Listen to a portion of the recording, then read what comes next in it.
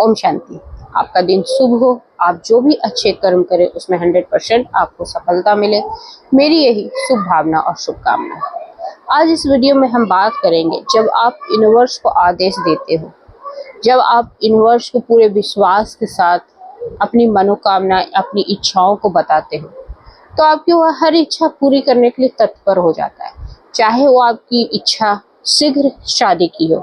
कोई इंसान अपने जीवन साथी से मिला और शादी के बंधन में बंधना चाहता है, पर उसके जीवन में बहुत सारी ऐसी रुकावटें, चाहे रिश्तों को लेकर आती है या कोई ऐसे मनमुटाव आता है, तो वो चाहता है कि वो सॉल्व हो जाए। या कुछ ऐसी हमारी आज की विडंबना हो गई है कि हम जिससे शादी करना चाहते हैं उससे शादी हो नहीं पा रही है, या हमें अपना साथी मिल नहीं पा रहा है, जिसकी वजह से हमारी शादी नहीं हो रही है। तो हम अपने परमात्मा से, अपने ब्रह्मांड से, अपने यूनिवर्स से अपनी इच्छाओं को मांगते हैं। हे भगवान, मेरी इच्छा पूरी कर दो। हे भगवान, मेरी शादी करवा दो। लेकिन फिर भी कितने वर्षों से हम मांग रहे हैं अपने परमात्मा से, और वो इच्छा हमारी पूरी नहीं हो रही है, और हम बहुत परेशान होते हैं, हम उदास हो जाते हैं, हम उस ख्यालों में खोए रहते हैं कि सबकी शादी हो रही है, सभी दोस्त अपने अपने जीवन में आगे बढ़ गए हैं, उनकी तो बच्चे भी हो रहे हैं, और हम अभी तक कंवारे हैं या कंवारी बैठी हुई है। तो हमारी इच्छा हमारा परमात्मा कब पूरी करेगा? तो मैं आपको बताऊं, हमें वो मांगना नहीं है। हम यही तो सबसे बड़ी गलती कर रहे हैं कि हम उस परमात्मा से मांग रहे हैं।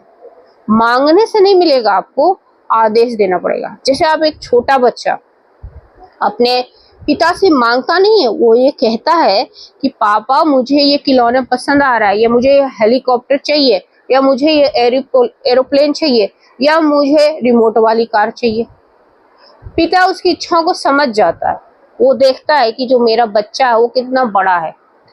जब वो बच्चा 3 साल का है तो क्या वो हेलीकॉप्टर को उड़ा पाएगा? नहीं।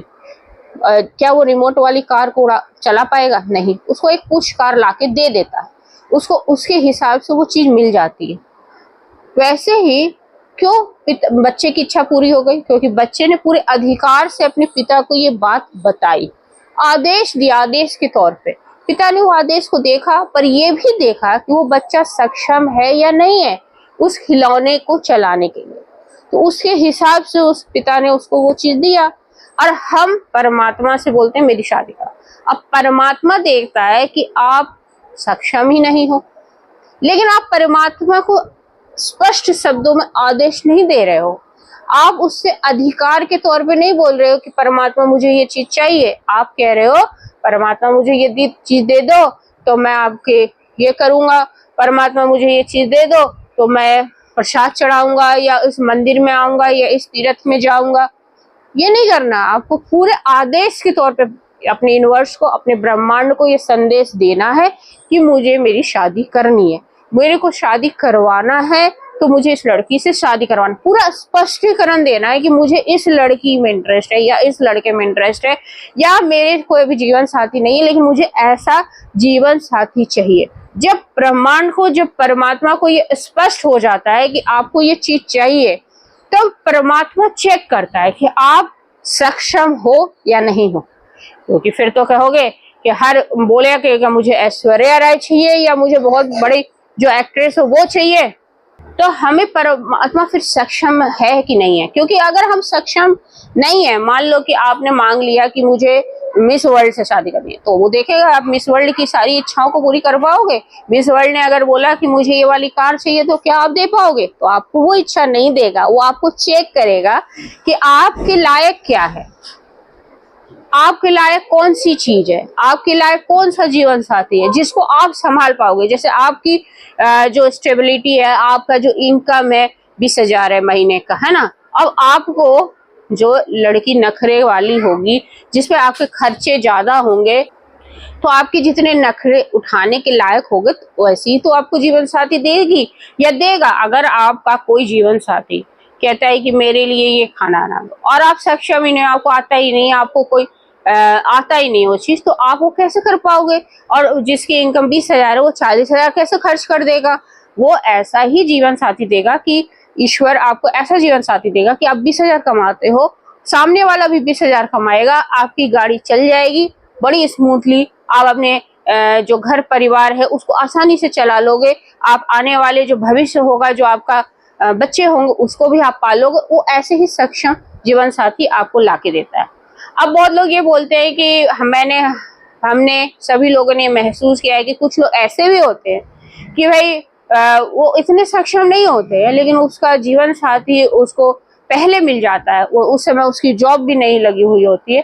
तो परमात्मा माता पिता की इच्छाओं को भी पूरी करता है। माता पिता जो अपने बच्चों के लिए भाई आदेश देते हैं यूनिवर्स को कि मेरे बच्चे की शादी करा दो, तो उस समय आपने देखा होगा जो लोग बच्चे कमाते नहीं है और उनकी शादी हो जाती है, तो उनके जो माता पिता होते हैं वो उनके घर का इनकम चला रहे होते हैं, वो उनको सपोर्ट कर रहे होते हैं, फिर बच्चे का फिर जॉब लग जाता है।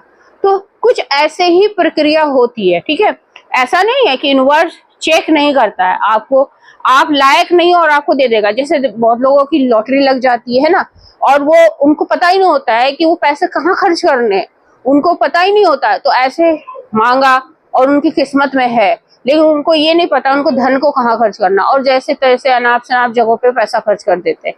पर यूनिवर्स जो लोग आदेश देते हैं कि मुझे करोड़पति बनना है, धन चाहिए, तो यूनिवर्स देखता है कि हाँ ये बंदा को जब मैं पैसे दूंगा तो ये इन कार्यों में लगाएगा, ये सेवा कार्य भी करेगा, इसके अंदर आत्म ज्योति जली हुई है, ये लोगों की, इसके मन में करुणा है, इसके मन में त्याग की भावना, तो वो उसको पैसे भी देगा, वो पैसा देगा, उसकी नीयत को चेक करता है।